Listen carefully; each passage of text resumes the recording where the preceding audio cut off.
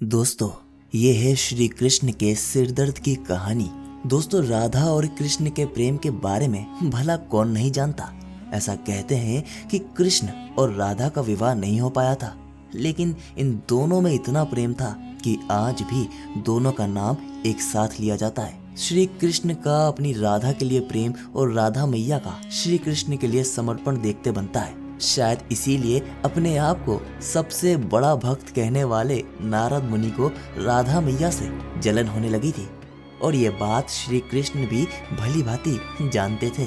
दोस्तों, एक दिन राधा मैया के बारे में बात करने के लिए नारद मुनि श्री कृष्ण के पास आए, और ये बात श्री कृष्ण को पता चल गई थी। जैसे ही नारद मुनि वहां पहुंचे तो श्री कृष्ण उन्हें देखकर अपना सिर पकड़कर बैठ गए।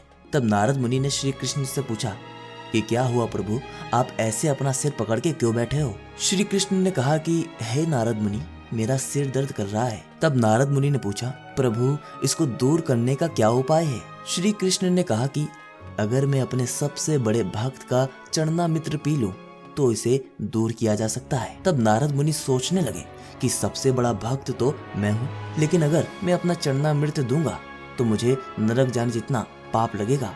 मैं प्रभु को अपना चरणामृत नहीं दे सकता।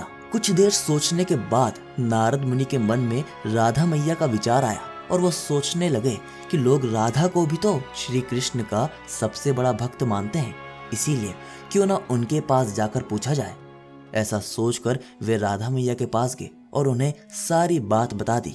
राधा मैया ने जैसे ही सुना, एक बर्तन में अपने पैर धोकर चरणामृत नारद मुनि को देते हुए कहा, हे नारद मुनि, मुझे नहीं पता कि मैं उनकी कितनी बड़ी भक्त हूँ, लेकिन मुझे ये पता है कि श्री कृष्ण को अपना चरणामृत देने से मुझे नरक में जाने जितना पाप लगेगा और मुझे नरक जितनी यातना सहनी पड़ेगी।